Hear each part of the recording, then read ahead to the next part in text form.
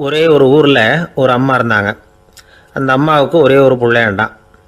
அவனுக்கு ரொம்ப அக்கறையோடு கல்யாணம் பண்ணி வச்சாங்க. கல்யாணம் முடிஞ்சதும் மருமக பொண்ணு வீட்டுக்கு வந்து சேர்ந்தது. அப்பாடா, என் கடமை முடிஞ்சது, இனிமேல் அக்கடான்னு எங்கேயாவது ஒரு மூலையில் படுத்து கிடக்கலாம் அப்படின்னு நினச்சாங்க அந்த அம்மா.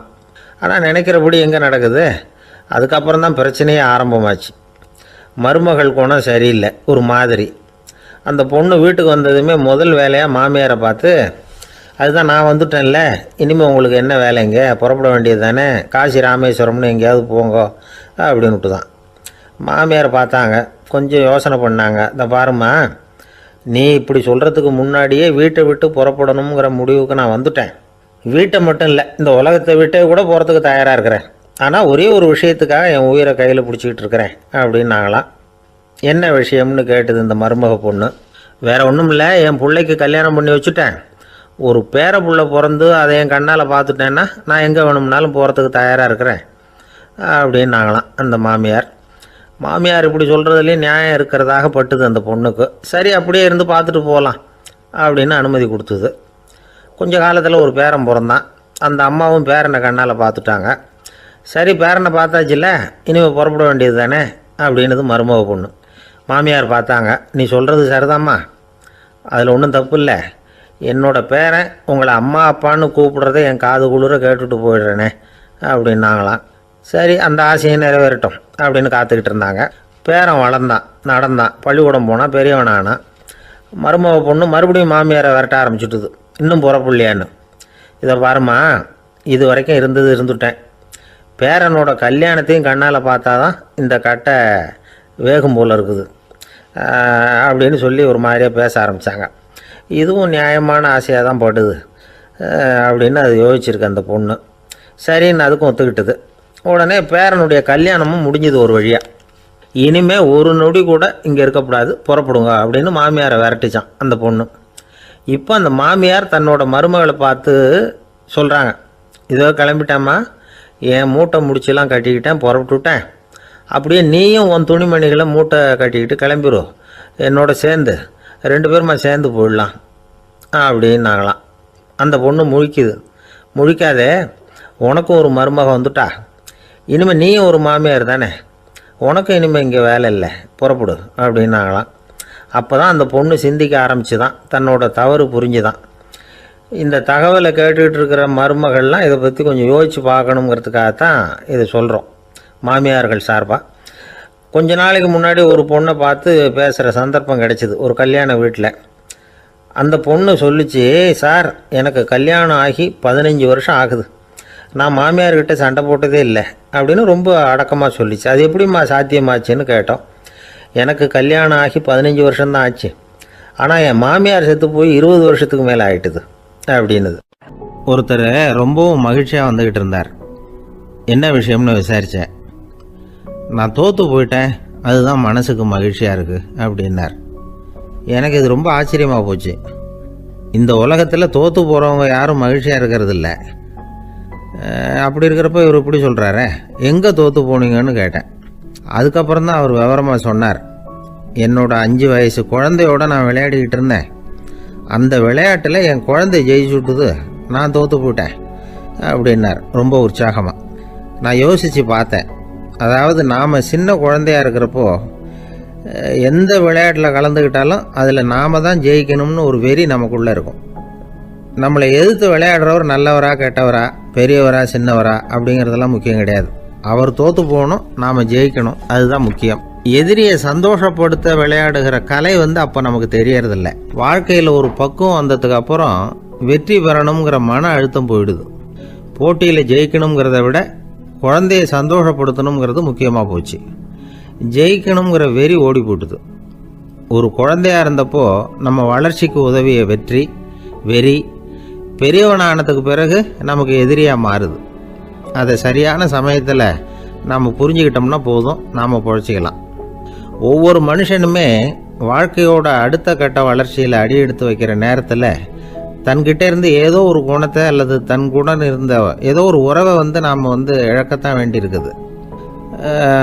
ஒரு கட்டம் வரைக்கும் உதவியாக இருந்த குணம் அடுத்த கட்டத்துக்கு தடையாக கூட மாறிடலாம். இந்த பரிமாண மாற்றத்துக்கு உள்ளாகிற ஒவ்வொருத்தரும் பிரத்யட்சமாக இதை உணர்றாங்க. ஆனால் பல பேர் எப்படின்னா பழசை திறந்துவிட்டு புதிய கொள்கைகளை உருவாக்கிக்கிறதுக்கு இஷ்டம் இல்லாமல் இருந்துடுறாங்க, அல்லது அப்படி செய்ய முடியாமல் தவிக்கிறாங்க. இதையெல்லாம் மீறி அந்த பழசை திறந்துட்டா அதை இழந்ததால் உண்டாகிற மன அழுத்தம் சில காலத்துக்கு வருத்திக்கிட்டு தான் இருக்கும், வேறு வழி இல்லை. ஆரோக்கியமான ஒரு முன்னேற்றத்துக்காக அந்த மன அழுத்தத்தை தாங்கிக்கத்தான் வேணும் அப்படிங்கிறாரு அந்த உலக புகழ்பெற்ற மேதை ஒருத்தர், இந்த ஸ்காட் பெக் அப்படிங்கிறவர். பிறந்த நாள் முதல் இதுதான் சரி அப்படின்னு கற்பிக்கப்பட்டு வந்த ஒவ்வொரு தத்துவத்தையும் தங்களுடைய வளர்ச்சிக்கு தகுந்த மாதிரி மாற்றி அர்த்தப்படுத்தி கொள்ள முடியாமல் வாழ்க்கை சூழலில் அப்படியே அரைப்பட்டு தூளாகிறவர்கள் தான் ரொம்ப தவிக்கிறாங்களாம். இதுதான் அவருடைய கருத்து. பெரும்பாலும் மனிதர்களுடைய நடுத்தர வயசில், அதாவது 30 தாண்டுகிற சமயத்தில் தான் இந்த தவிப்பு உண்டாகுதான். இதை தான் மேற்கத்திய நாடுகளில் அடிக்கடி மிட் லைஃப் கிரைசிஸ் அப்படின்னு சொல்கிறாங்க. அப்பப்போ பழசையெல்லாம் தொலைச்சி விட்டு புதுசாக பிறக்கிறதுக்கு கற்றுக்கணும். ஒவ்வொரு நிமிஷத்தையும் அந்த நிமிஷத்துக்கு ஏற்ற சித்தாந்தம் கொண்டவர்களாக சந்திப்போம் அப்படிங்கிறார் அந்த உளவியல் நிபுணர். இப்படி பழகிக்கிட்டால் வாழ்க்கை இன்பமயம், இல்லைன்னா தவிப்பு மயம்தான். பழசை தொலைக்க முடியாதவர்களில் எத்தனையோ பேர் உண்டு, எத்தனையோ ரகம் உண்டு. அதில் வேடிக்கையான நண்பர்களும் உண்டு. ஒருத்தர் நண்பர் வீட்டுக்கு போனார். அவர் ஏதோ இனிப்பு பலகாரம் கொடுத்து சாப்பிட சொல்லியிருக்கிறாங்க அவங்க வீட்டில். இவர் சாப்பிட்டு பார்த்துட்டு சொன்னாராம், சார் 6 மாதத்துக்கு முன்னாடி ஒரு தடவை இங்கே வந்தேன், அப்போது ஒரு இனிப்பு பலகாரம் கொடுத்தீங்க, அது இதை விட நல்லா இருந்தது சார் அப்படின்னாராம். அப்போ செஞ்ச அதே இனிப்பு பலகாரம் தான் சார் இதுவும் அப்படின்னாராம் அவர். ஒரு ஊரில் ஒரு பெரியவர் இருந்தார். ஒரு நாள் அவரை தேடி ஒருத்தர் வந்தார். ஐயா, நான் கடவுளை பரிபூர்ணமாக நம்புகிறேன் அப்படின்னார். சரி, அந்த நம்பிக்கை உனக்கு எப்படி வந்ததுன்னு கேட்டார் இவர். அவர் சொல்ல ஆரம்பித்தார், ஐயா, எனக்கு கல்யாணம் ஆகி 10 வருஷம் ஆச்சு, ஆனாலும் குழந்தை பாக்கியம் இல்லை. அதுக்கு என்ன காரணமாக இருக்கும்னு நான் யோசனை பண்ணிகிட்டு இருந்தப்போ நண்பர் ஒருத்தர் ஒரு ஆலோசனை சொன்னார். உனக்கு மதப்பற்று இல்லை, எந்த கடவுளையுமே நம்ப மாட்டேங்கிற, அதுதான் காரணம். கடவுளை நம்பு, உனக்கு குழந்தை பாக்கியம் கிடைக்கும் அப்படின்னார். அவர் அப்படி சொன்னாரே தவிர எனக்கு சந்தேகம்தான். இருந்தாலும் அவர் சொன்னபடியும் நடந்து தான் பார்ப்போமே அப்படின்னு முடிவு பண்ணேன். கடவுளை நம்ப ஆரம்பித்தேன். அந்த வருஷமே அழகான ஆண் குழந்தை பிறந்தது. எல்லாம் இறைவன் அருள் அப்படின்னார். இவர் இப்படி சொன்னதை கேட்டதும் அந்த பெரியவர் சொன்னார், நீ சொல்கிறதெல்லாம் சரிதான், இருந்தாலும் இந்த காலத்தில் எந்த ஒரு காரியமாக இருந்தாலும் அதை சோதனை செஞ்சு பார்த்துட்டு தான் ஒரு முடிவுக்கு சேர முடியும். அறிவுபூர்வமான முடிவு அதுவாக தான் இருக்கும். அறிவியல் சோதனைகள் அப்படித்தான். ஒரு குறிப்பிட்ட விஷயத்தை பற்றி எத்தனை தடவை சோதனை பண்ணாலும் ஒரே முடிவு தான் கிடைக்கணும், அதுதான் சரியாக இருக்கும். அதனால் இப்போ மறுபடியும் ஒரு சோதனைன்னார். என்ன செய்யணும் அப்படின்னு கேட்டார் இவர். கடவுள்கிட்ட ஒரு பெண் குழந்தை வேணும்னு கேளு. முதல்ல ஆண் குழந்தையை கொடுத்தது மாதிரியே இப்போ ஒரு பெண் குழந்தையையும் கொடுக்குறாரா பார்க்கலாம் அப்படின்னார். சரின்னு சொல்லி இவர் அதே மாதிரி முயற்சி பண்ணினார். அதுக்கப்புறம் அவர் இந்த பெரியவர்கிட்ட வரவே இல்லை. கொஞ்ச காலம் கழித்து இவரே அவரை தேடிக்கிட்டு போய் கதவை தட்டினார். அவர் கதவை திறந்தார். என்ன ஆச்சு, கடவுள் கண் திறந்தாரா அப்படின்னு கேட்டார். அவர், அந்த சமாச்சாரம்லாம் நமக்கு வேணாம் சார், முதல் தடவை அது ஏதோ தற்செயலாக ஏற்பட்ட ஒரு சாதகம். இப்போ நீங்கள் 2வது தடவை சொன்ன பிறகு தினமும் கடவுளை வேண்டிக்கிட்டு தான் இருக்கிறேன், ஒன்றும் நடக்கலை அப்படின்னார் ரொம்ப விரக்தியாக.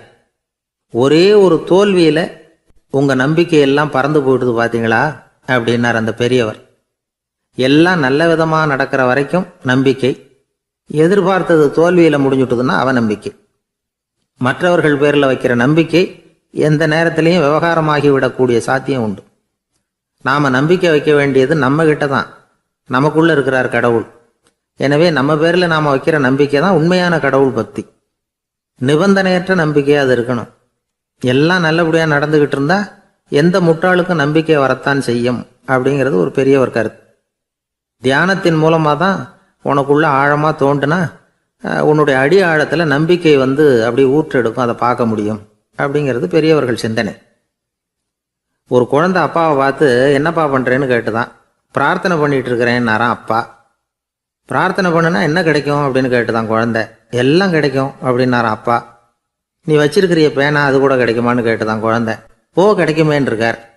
அப்படின்னா அந்த பேனாவை என்கிட்ட கொடுத்துரு, நீ பிரார்த்தனை பண்ணி வேற பேனா வாங்கிக்கோ அப்படின்னு தான் அந்த குழந்தை.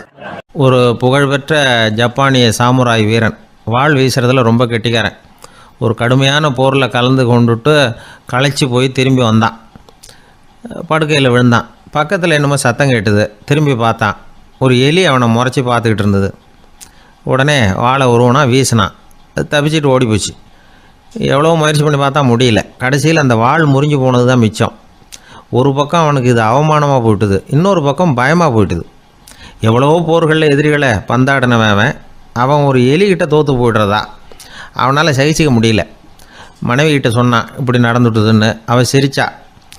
உங்களுக்கு புத்தியே இல்லை, எலியை போய் யாராவது வாளால் வெட்டுவாங்களா அப்படின்னு அந்த அம்மா சொன்னதும், நீ என்ன சொல்கிறேன்னா, ஒரு பூனையை கொண்டுட்டு வந்துட்டால் போதும், அதுக்கப்புறம் ஏன் எலி வரப்போகுது அப்படின்னு அந்த அம்மா. உடனே ஒரு பூனை வந்து சேர்ந்தது. அது சாதாரண பூனை இல்லை, வீர சாகசங்கள்லாம் செஞ்சு பழக்கப்பட்ட பூனை. பெரிய இடத்துல வளர்ந்தது. அதை கொண்டுட்டு வந்துட்டாங்க. அந்த பூனை குறி பார்த்து எலி மேலே பாஞ்சுது. ஆனால் அந்த எலியை சுலபமாக தப்பிச்சு போட்டுது. அடுத்தபடியாகவும் பாயறதுக்கு முயற்சி பண்ணிச்சு அந்த பூனை. ஆனால் அந்த எலியோ ரொம்ப தந்திரமாக திடீர்னு அந்த பூனையின் முகத்துக்கு நேராக பாஞ்சுது. அவ்வளவுதான். அந்த பூனை பயந்து போய் ஒரே தாவி ஜன்னல் வழியாக வெளியில் ஓடி போச்சு. அந்த வீரனுக்கு இது ஒரு பெரிய அதிர்ச்சியாக இருந்தது. அடுத்தபடியாக யோசனை பண்ணான். ராஜா வளர்த்துக்கிட்டு இருந்த அரண்மனை பூனையை ஒரு நாள் இரவலாக கேட்டு வாங்கிட்டு வந்தான். ஊர் உலகம்லாம் பேர் வாங்கின பூனை இது. அந்த பூனையாலும் அந்த எலியை ஒன்றும் செய்ய முடியல. வீரனுக்கு ரொம்ப அதிர்ச்சி. அந்த அரண்மனை பூனைகிட்டையே போய் புலம்புனான். அரண்மனை பூனையே, நீயே தோற்று போயிட்டியே, இனிமேல் நான் என்ன செய்ய முடியும்னா. அந்த பூனை சிந்திச்சுது. அப்புறம் சொல்லிச்சு, இந்த காரியத்துக்கு இந்த மேல்மட்ட விவகாரம்லாம் சரிப்பட்டு வராது. சாதாரண வீட்டு பூனை கிடச்சிதுன்னா அதை கொண்டுகிட்டு வந்து விட்டுப்பார் அப்படின்னுது. சாதாரண பூனையால் என்ன செஞ்சிட முடியும்னா இவன் நம்பிக்கை இல்லாமல். இப்போது அந்த அரண்மனை பூனை சொல்லிச்சு, பெரிய வீட்டு பூனையெல்லாம் நல்லா சாப்பிட்டு தூங்கி பழக்கப்பட்டிருக்கோம். அதுக்கெல்லாம் ராஜதந்திரம் தெரியும், ஆனால் எலி பிடிக்க தெரியாது. அதுக்கான வளர்ப்பும் இல்லை, பயிற்சியும் இல்லை. ஏன்னா அதுக்கெல்லாம் பசி கிடையாது. சாதாரண வீட்டு பூனை அப்படி இல்லை, பசிக்கு ஆகாரம் தேடி அலையும். எலிகளை பிடிச்சி சாப்பிட்டுட்டு தான் உயிர் வாழும். அதனால் அதுகளுக்கு எலியை பிடிக்கிற எல்லா உத்திகளும் தெரியும், எங்களுக்கு தெரியாது அப்படின்னுது. அது சரியே, அதுவும் பூனை தான், நீயும் பூனை தான், அதால் முடிகிற காரியம் ஏன் உன்னால் முடியல அப்படின்னு கேட்டான் இவன். இதுக்கு அந்த பூனை சொல்லிச்சு, இதே கேள்வியை நானும் கேட்டேன், உன்னுடைய தந்திர முறை என்னன்னு கேட்டேன். அதுக்கு பதில் சொல்லாமல் படுத்து தூங்கி போச்சு. அதை மறுபடியும் எழுப்பி கேட்டேன், அதுக்கு கோவம் வந்துட்டுது. இதில் என்ன தந்திர முறை வேண்டியிருக்கு? நான் ஒரு பூனை, அவ்வளவுதான். பூனைன்னா பூனை, பூனை எலியை பிடிக்கும், நான் எலியை பிடிக்கிறேன், அவ்வளவுதான்னுது அப்படின்னு சொல்லி விவரமாக சொல்லிச்சு அந்த அரண்மனை பூனை. உடனே ஒரு சாதாரண பூனையை கொண்டுட்டு வந்துட்டாங்க. கொண்டாந்து விட்டால் அது பார்க்குறதுக்கு ரொம்ப சாதாரணமாக தெரிஞ்சுது. இந்த வீரனுக்கு நம்பிக்கை வரல. இருந்தாலும் அதை கொண்டுட்டு வந்து வீட்டுக்குள்ளே விட்டான். ஒரே நிமிஷம் அந்த எலியை கவிட்டு வெளியில் ஓடி போச்சு. மேலிடத்து பூனைகள்லாம் இதை வேடிக்கை பார்த்துக்கிட்டு வெளியில் நின்றுக்கிட்டு இருக்குது. எல்லோரும் மெதுவாக அந்த பூனையை நெருங்கி, உங்கள்கிட்ட அப்படி என்ன தனிப்பட்ட திறமை, அதோட ரகசியம் என்னன்னு கேட்டாங்க. அந்த சாதாரண பூனை ரொம்ப சாதாரணமாக சொல்லிச்சான், அதெல்லாம் எனக்கு தெரியாது, நான் பூனை, அவ்வளவுதான், நீங்களும் பூனையாக இருங்கோ அப்படின்னு சொல்லிவிட்டு அந்த பூனை தன்னுடைய வாயில் கவிய எலியோடு அங்கேருந்து நடந்து போச்சு. இந்த கதையிலேருந்து நாம் புரிஞ்சிக்க வேண்டிய தத்துவம் என்னென்னா, நீயாக இரு. இதுதான் அந்த தத்துவம். நம்ம ஒவ்வொருத்தருக்கு உள்ளேயும் ஒரு தனித்தன்மை இருக்குது. இதை அவங்கவுங்க புரிஞ்சுக்கிட்டு உண்மை இயல்பை புரிஞ்சுக்கணும். நம்முடைய இயல்பு என்னங்கிறது நமக்கு தெரியணும். அதை கண்டுபிடிக்கிறது தான் உண்மையான கலை. ஒரு பெரிய மனுஷன் வாயை அகலமாக திறந்து வச்சுட்டு தூங்கிட்டு இருந்தான். உடனே ஒரு எலி உள்ளே பூந்துட்டு தான். வீட்டு வேலையாள் டாக்டருக்கு ஃபோன் பண்ணான், எங்கள் முதலாளி வாய்க்குள்ளே ஒரு எலி பூந்துட்டுது டாக்டர் அப்படின்னா. நான் உடனே புறப்பட்டு வரேன், அதுக்கு முன்னாடி நீ ஒரு ரொட்டி துண்டை எடுத்து ஒரு வாய்க்கு முன்னாடி காட்டு, உள்ளே போன எலி வெளியில் வந்துடும்னார் டாக்டர். சரின்னு சொல்லிவிட்டான். கொஞ்ச நேரத்தில் டாக்டர் அங்கே போய் சேர்ந்தார். அப்போ வேலைக்காரன் ஒரு பெரிய மீனை அவர் வாய்க்கு நேராக இப்படியும் இப்படியும் ஆட்டிக்கிட்டு இருந்தான்.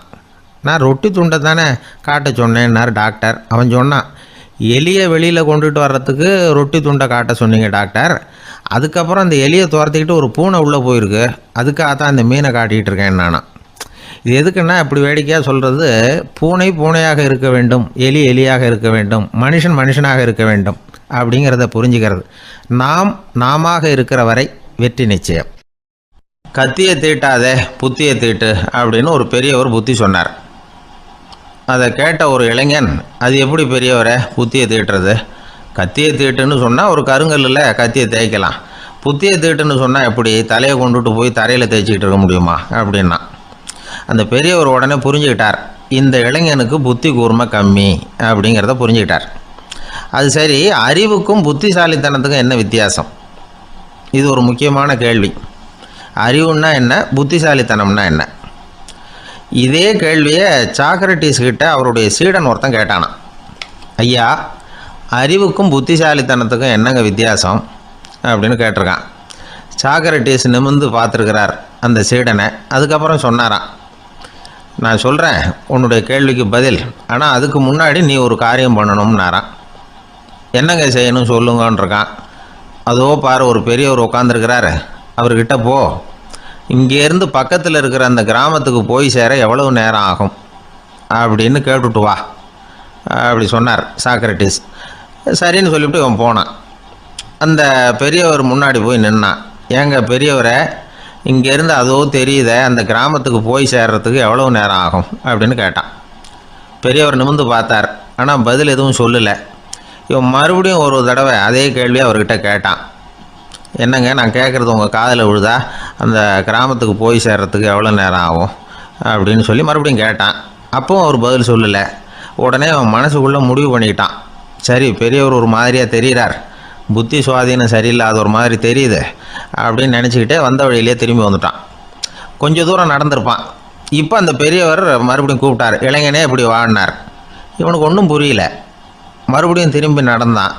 அவர் முன்னாடி போய் நின்னான்.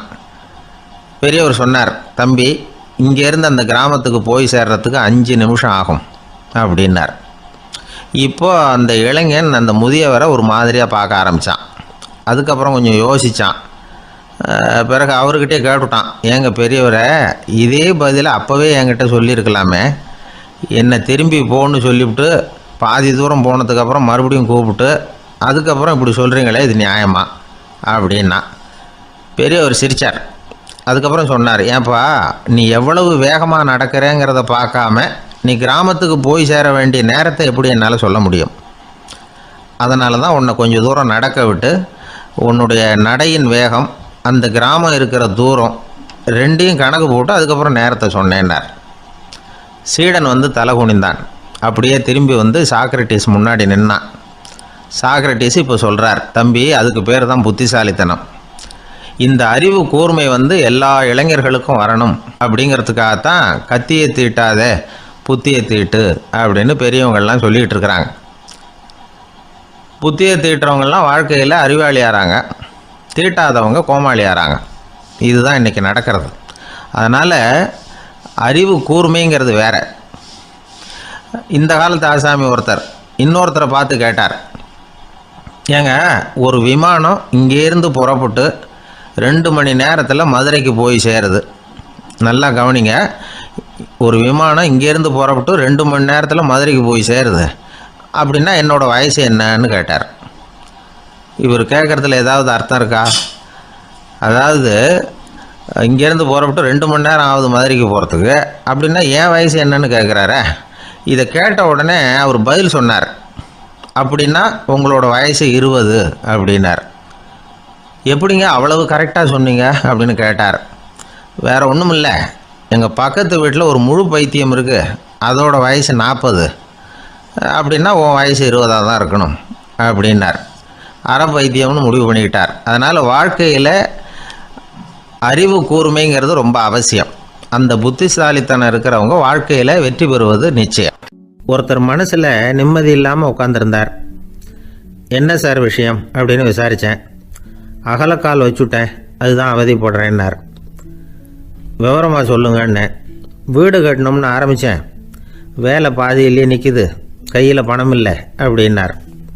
இது மாதிரி ஆசாமிகள் பல பேரை நீங்கள் பார்த்துருக்கலாம். இவங்கெல்லாம் சுலபமாக மன அழுத்தத்துக்கு ஆளாயிடுறாங்க. மன உளைச்சல், அதாவது ஸ்ட்ரெஸ் அப்படின்னு சொல்கிறோமே, அதுக்கு அடிப்படையான சில காரணங்கள் உண்டு. அதாவது மிகையாக திட்டமிடுதல் அப்படிங்கிறதும் ஒரு முக்கியமான காரணம். நடைமுறை சாத்தியம் என்னங்கிறத மனசில் வச்சுக்கிட்டு எந்த திட்டத்தையும் தீட்டணும், அப்போ தான் அது சரியாக வரும். 2வது காரணம் என்ன தெரியுமா? ஒரே நேரத்தில் பல்வேறு செயல்களில் ஈடுபடுறது. தொலைபேசியில் பேசிக்கிட்டே கையில் இருக்கிற கடிதத்தை படிச்சுக்கிட்டே எதிரில் உட்காந்துக்கிட்டு இருக்கிறவருக்கும் அப்பப்போ பதில் சொல்லிக்கிட்டு மனசில் பல்வேறு சிந்தனைகளை அப்படியே ஓட விட்டுக்கிட்டு இருக்கிறது, இதுவும் மன அழுத்தத்தை உண்டாக்குது. 3வது காரணம், எதுலேயும் வெற்றி மட்டும் எதிர்பார்க்குற ஒருதலைப்பட்சமான ஆர்வம். நாம் தொட்டதெல்லாம் வெற்றியாகவே முடியணும் அப்படின்னு எதிர்பார்க்குறவங்க ஏதாவது ஒன்றில் தோல்வியை கண்டால் தோண்டு போயிடுறாங்க. எப்படியும் முடியலாம்ங்கிற எண்ணம் ஏற்கனவே நமக்குள்ளே இருந்துட்டுதுன்னா அந்த அவஸ்தை வராது. அதனால் அதுவும் நம்ம வளர்த்து கொள்ள வேண்டிய ஒரு குணம்.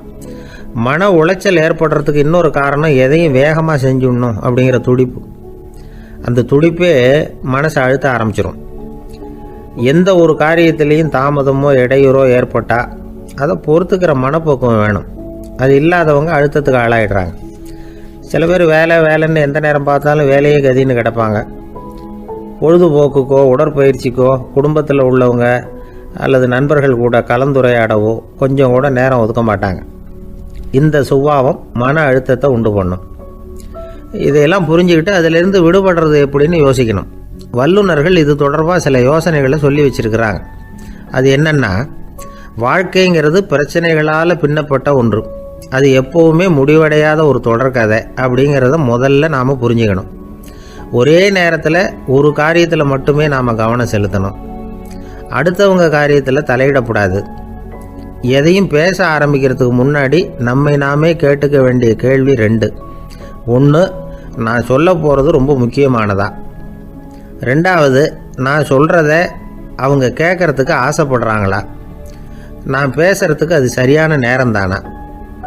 இதை யோசித்து பார்த்ததுக்கப்புறம் எதையும் பேச ஆரம்பிக்கணும். முடிஞ்ச அளவுக்கு வளைந்து போகிற சுபாவத்தை வளர்த்துக்கணும். நம்ம நேரம் விலை மதிப்பு இல்லாதது. அதை வீணாக்கக்கூடாது. சிரிக்க தெரியலனாலும் பரவாயில்ல, முகத்தில் கொஞ்சம் புன்முறுவலாவது காட்டணும். இதெல்லாம் ரொம்ப முக்கியம்.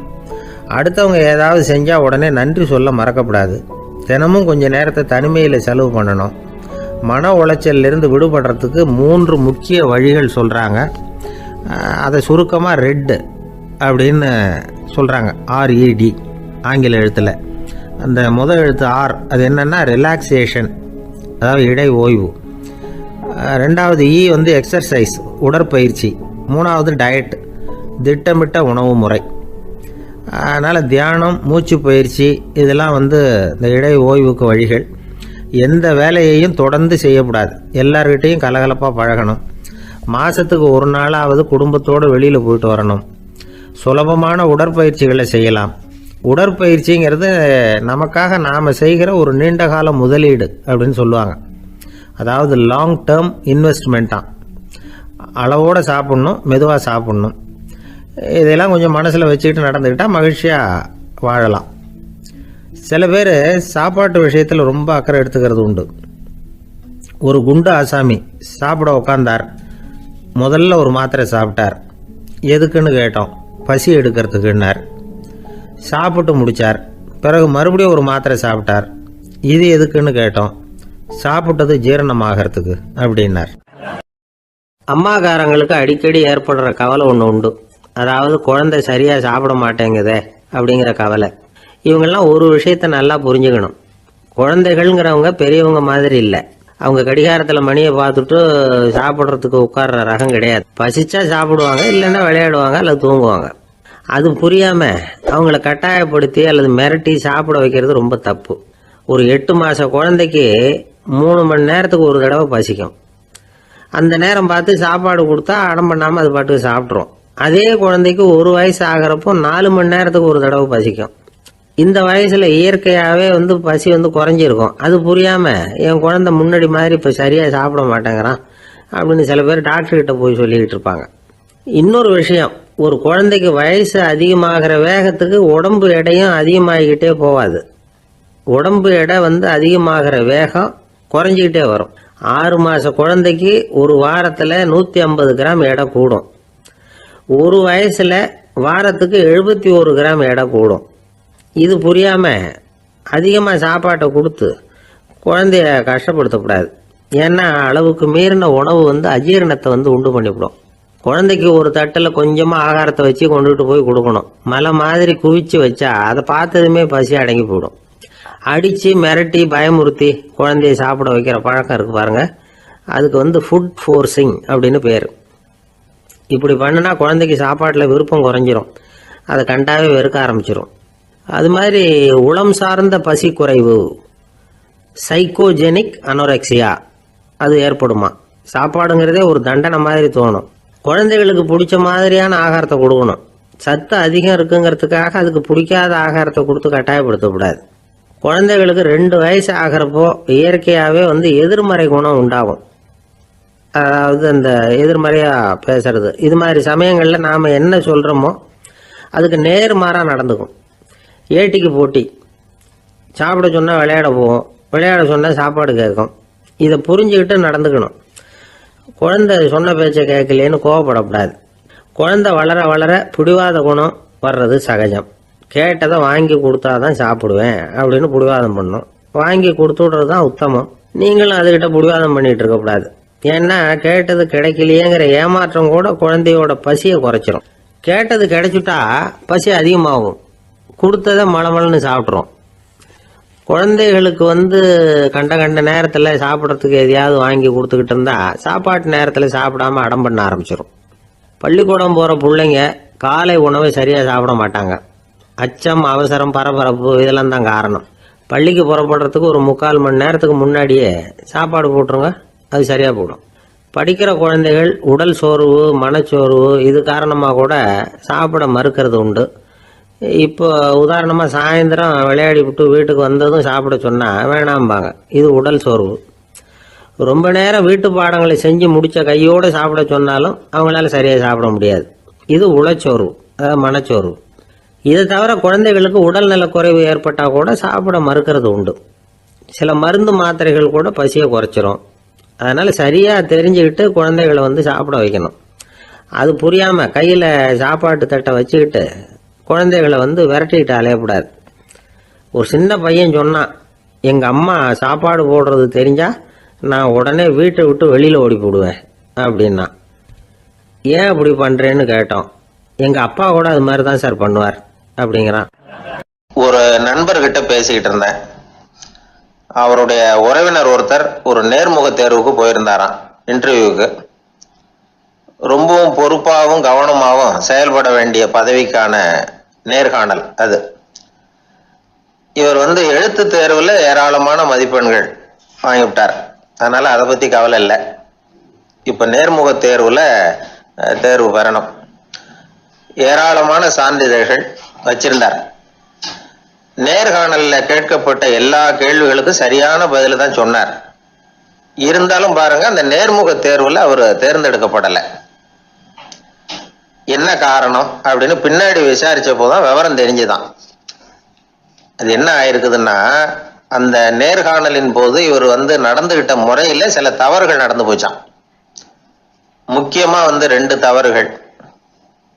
ஒண்ணு, அவங்க ஒரு கேள்வியை கேட்டு முடிக்கிறதுக்குள்ளேயே இவர் பதில் சொல்ல ஆரம்பிச்சுட்டாராம். 2வது என்னன்னா, இவர் நாற்காலியில தாராளமா இயல்பா சாஞ்சி உட்காராம நாற்காலி முனையில உட்கார்ந்துருந்தாராம். இந்த 2 விதமான செயல்பாடுகளும் இவர் அவசரப்படுறவர், பதற்றப்படுறவர் அப்படிங்கிறதுக்கான அடையாளங்கள். அதாவது கேள்வியை கேட்டு முடிக்கிறதுக்குள்ளேயே முந்திக்கிட்டு பதில் சொல்றது. 2வது, நாற்காலியில இயல்பா தாராளமா உட்காராம நாற்காலி முனையில உட்கார்றது. பார்க்க போற வேலைக்கு அவசரம், பதற்றம் இது 2 இருக்கக்கூடாதான்.